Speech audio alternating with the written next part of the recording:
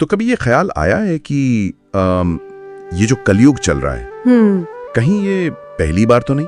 हाँ। मतलब क्या सतयुग, त्रेता, द्वापर और फिर ये कलयुग, ये सब पहले भी आ चुके हैं और हम बस भूल गए हैं? हाँ बिल्कुल। क्या ये पूरी सृष्टि, ये पूरा ब्रह्मांड एक ही कहानी बार बार दोहरा रहा है? देखिए, ये सवाल ना सनातन परंपरा के बिल्कुल मतलब दिल में है। अच्छा। हाँ, जहाँ ज्यादातर लोग समय को एक सीधी रेखा जैसा देखते हैं ना, जैसे कोई नदी बह रही हो। हाँ, लीनियर टाइम। जी, वहीं सनातन धर्म इसे एक चक्र की तरह देखता है, बिल्कुल वैसे ही जैसे दिन के बाद रात आती है फिर दिन आता है। ओके। हमारे पास जो जानकारी है, मतलब युगों का चक्रीय स्वरूप और शाश्वत सत्य वाले विचारों से जुड़ी हुई, वो इसी चक्रीय अवधारणा की गहराई में जाती है। तो आज हम इसी के पड़ताल करेंगे कि ये युगों का चक्र आखिर है क्या और हमें पिछली बार की बातें याद क्यों नहीं रहती। दिलचस्प। तो ये चक्र काम कैसे करता है फिर? मतलब कौन कौन से पड़ाव हैं इसमें? हाँ, तो इसमें मुख्य रूप से 4 युग माने गए हैं। 4 युग, ठीक है। पहला है सतयुग, वो समय जब सत्य और धर्म पूरी तरह से स्थापित होते हैं, एकदम आदर्श। अच्छा। फिर आता है त्रेता युग। इसमें क्या होता है कि धर्म का समझ लीजिए 1/4 हिस्सा कम हो जाता है, थोड़ी गिरावट आती है। ओके, गिरावट शुरू। जी।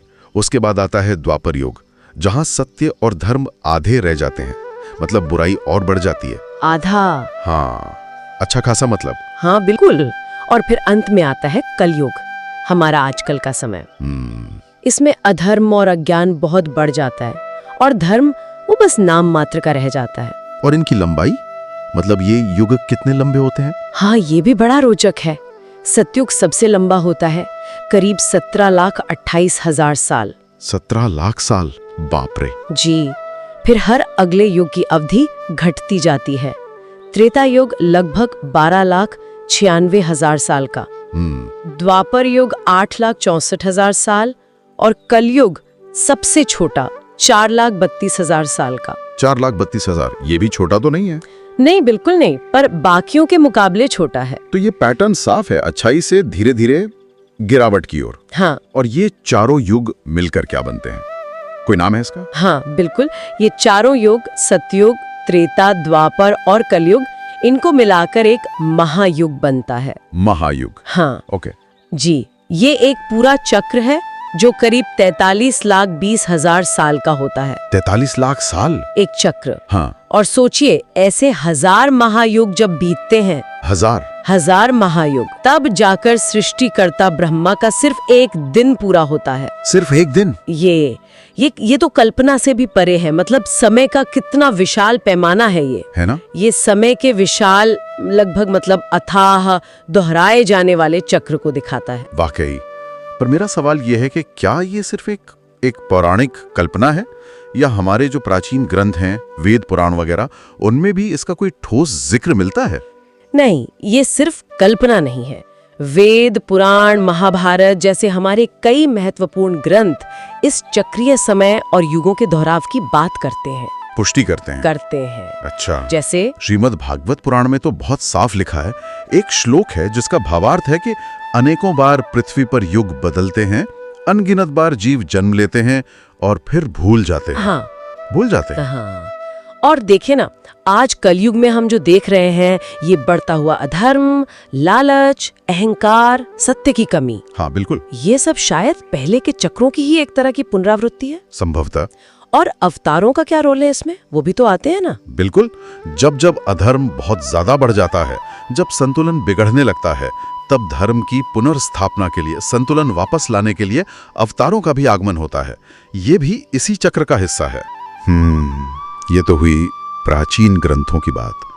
पर क्या आज के जमाने में, मतलब विज्ञान में भी ऐसी कोई सोच, कोई थ्योरी उभर रही है जो इस साइक्लिक टाइम वाले विचार से थोड़ी बहुत मिलती जुलती हो?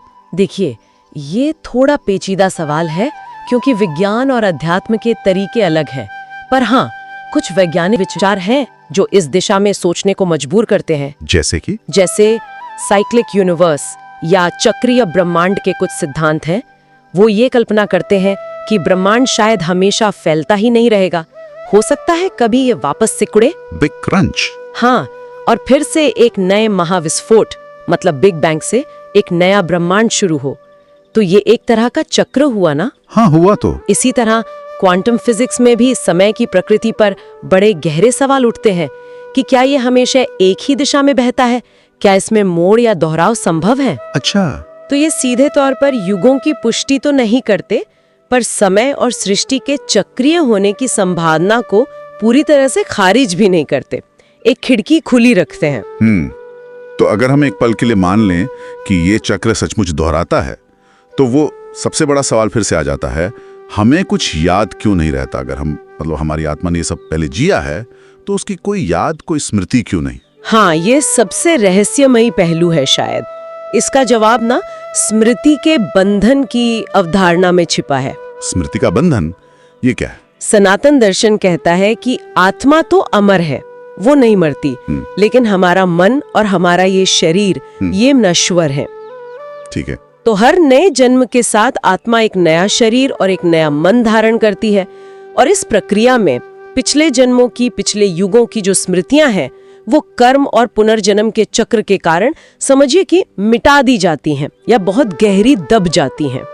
तो हर जन्म एक नई स्लेट की तरह है। बिल्कुल, हर नया जीवन एक तरह से एक नई कोरी शुरुआत होता है, पिछली यादों के बोझ से मुक्त होकर। क्या गीता या दूसरे ग्रंथों में इस भूलने की प्रक्रिया पर कुछ और रोशनी डाली गई है? हाँ बिल्कुल, भगवत गीता में श्री कृष्ण का वो प्रसिद्ध कथन है अर्जुन के लिए। कौन सा? जहाँ वो कहते हैं कि हे अर्जुन, तुम्हारे और मेरे, हम दोनों के ही अनेक जन्म हो चुके हैं। हाँ, सुना ये तो। फर्क सिर्फ इतना है कि मुझे यानी श्री कृष्ण को वो सब जन्म याद है, क्योंकि वो स्वयं ईश्वर हैं, वो इस चक्र से परे हैं।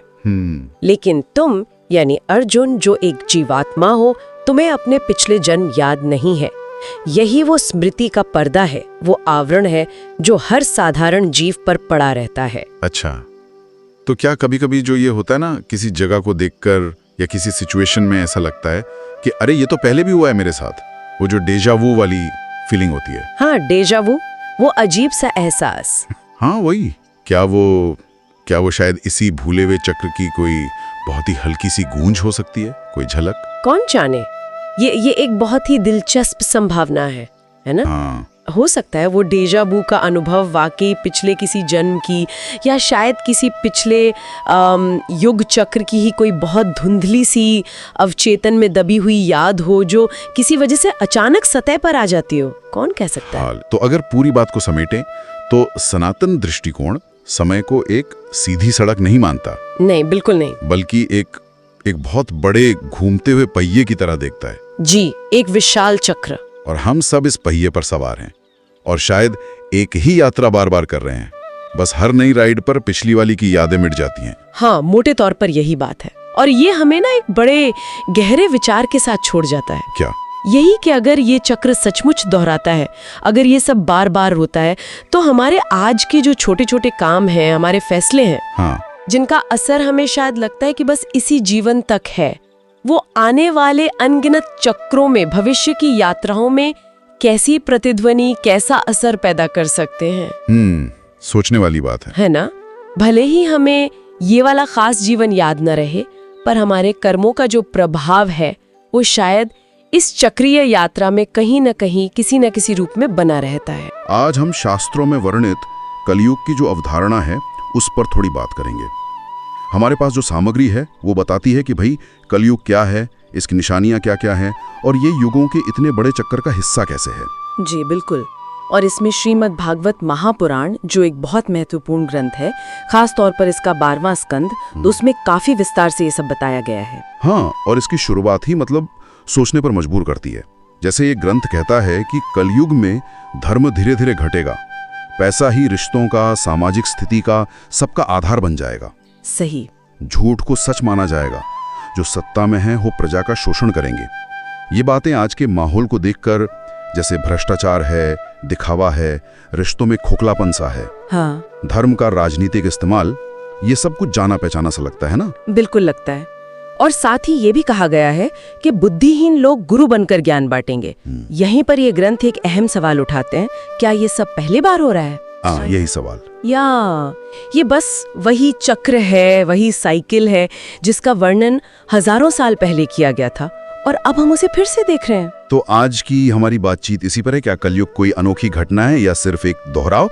चलिए इस विचार को थोड़ा और खंगालते हैं। जरूर। आपने श्रीमद् भागवत के लक्षणों का जिक्र किया। आज के समाज से इनका जुड़ाव तो मतलब काफी साफ नजर आता है। वो भौतिकवाद वाली बात हो या फिर सच बोलने वाले कोई अजीब समझना। जी। और ये सब उस बड़े युग चक्र का हिस्सा माना जाता है जिसकी अवधारणा हमारे शास्त्रों में मिलती है। इसका एक पैटर्न सा है। पैटर्न? कैसा पैटर्न? कि समाज में अधर्म बढ़ता है धीरे धीरे, जिससे टकराव होता है, संघर्ष होता है, विनाश की स्थिति बनती है। फिर एक तरह का आप कह सकती हैं पुनर्निर्माण होता है और सत्य का युग यानी सतयुग वो वापस आता है। अच्छा, और इन्हीं वर्णों में ये भी आता है ना कि कलयुग के अंत में भगवान विष्णु कल्कि के रूप में अवतार लेंगे और धर्म को फिर से स्थापित करेंगे। हाँ बिल्कुल, जैसे कोई रीसेट बटन दबा रहा हो। बिल्कुल सही समझा आपने, रीसेट बटन जैसा ही।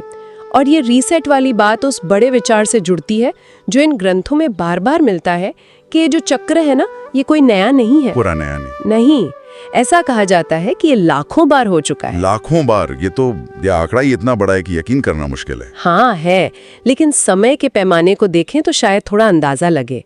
पुराणों के हिसाब से ब्रह्मा का सिर्फ एक दिन ही 1000 महायुगों के बराबर होता है। 1000 महायुग? हाँ, और एक महायुग यानी चारों युगों का पूरा चक्र, सत, त्रेता, द्वापर, कली। और ब्रह्मा की पूरी आयु तो खरबों मानव वर्षों में गिनी जाती है। अब इस विशाल टाइम स्केल पर सोचें तो कितनी ही सभ्यताएं बनी होंगी और मिटी होंगी, है ना? हाँ ये तो है। इतने विशाल समय चक्र में तो ये स्वाभाविक लगता है कि हम पिछली बार का कलयुग भूल गए हों। लेकिन फिर सवाल ये उठता है कि अगर हम भूल ही जाते हैं तो हमें कैसे पता कि ये चक्र है भी, ये दोहराव हो रहा है? अच्छा सवाल है। देखिए, ग्रंथ इसके कुछ संकेत देते हैं। एक तो है कुछ अंदरूनी अनुभव या खिंचाव। अंदरूनी अनुभव? जैसे मान लीजिए आप किसी बहुत पुराने मंदिर में जाएं और अचानक एक अपनापन सा लगे, या कोई मंत्र पहले बार सुने और लगे कि इसका अर्थ बहुत गहरा है, पहले से जानते हैं। या फिर कभी देखे ना गए दृश्यों के बहुत सजीव सपने आना। इन्हें आत्मा की पिछली यात्राओं की धुंधली यादें कहा जा सकता है। दिलचस्प है ये। और कोई कारण? हाँ, एक और संकेत महाभारत के अंत से जुड़ा है। माना जाता है कि जब श्री कृष्ण ने अपनी देह छोड़ी तभी कलयुग की शुरुआत हुई, और कहते हैं कि उसी के साथ इंसानी याददाश्त कमजोर होने लगी, हम भूलने लगे। अच्छा, याददाश्त कमजोर हो गई। लेकिन अगर याददाश्त ही कमजोर हो गई तो फिर ये ज्ञान, ये सारी बातें हम तक पहुंची कैसे? हाँ, यहीं पर ज्ञान के संरक्षण की, उसको बचाए रखने की बात आती है। ग्रंथ बताते हैं कि हर युग के अंत में जब बहुत कुछ नष्ट हो जाता है तब भी कुछ ऋषि या सिद्ध लोग होते हैं। अच्छा, युग तक पहुंचाते हैं। तो ये जो संरक्षित ज्ञान है, यही आज हमारे पास इस चक्र के प्रमाण के तौर पे मौजूद है एक तरह से। समझ गया, मतलब ज्ञान एक कड़ी की तरह है जो इन चक्रों को जोड़ता है। और कई संतों ने भी तो इस तरह की चक्रीय प्रकृति की बात कही है शायद। जी बिल्कुल कही है। जैसे परमहंस योगानंद जी ने कहा था, समय एक वृत्त की तरह है, जो ऊपर गया है वो नीचे भी आएगा, फिर ऊपर जाएगा। हाँ। और रामकृष्ण परमहंस का भी कहना था, हर आत्मा कई बार जन्म लेती है, युग आते हैं और जाते हैं, लेकिन परम सत्य स्थिर रहता है। उनका इशारा यही था कि जो आज हो रहा है वो पहले भी हो चुका है, हम बस भूल गए हैं। तो कुल मिलाकर देखें तो शास्त्रों में हजारों साल पहले बताए गए कलयुग के जो लक्षण हैं वो आज की दुनिया में कहीं ना कहीं दिखते हैं। हाँ, प्रतिबिंबित होते दिखते हैं। और ये इस विचार को बल देता है कि शायद ये कोई अनोखी या पहली बार होने वाली घटना नहीं है, बल्कि एक दोहराया जाने वाला चक्र है। और ये जो एहसास हमें होता है कि अरे ये सब पहली बार हो रहा है, पहले तो कभी ऐसा नहीं हुआ, ये शायद सिर्फ एक भ्रम हो सकता है ये इस विराट ब्रह्मांडीय चक्र के भीतर हमारी जो भूली हुई सामूहिक याददाश्त है उसी का नतीजा हो। ये हमारी अपनी अहम मान्यता को भी चुनौती देता है कि हम ही सबसे खास हैं या हमारे साथ ही ऐसा हो रहा है। बिल्कुल, शायद हम एक ऐसे नाटक का हिस्सा है जो न जाने कितनी बार खेला जा चुका है। और यहीं पर शायद एक विचार छोड़ सकते हैं हम। अगर ये चक्र सच में दोहराए जाते हैं और ज्ञान भी किसी न किसी रूप में बचा रहता है, तो फिर वो कौन सा परम सत्य है जिसका जिक्र रामकृष्ण परमहंस ने किया? हाँ। वो क्या है जो इन सारे बदलावों, इन आते जाते युगों के बीच हमेशा हमेशा स्थिर रहता है? इस पर सोचा जा सकता है।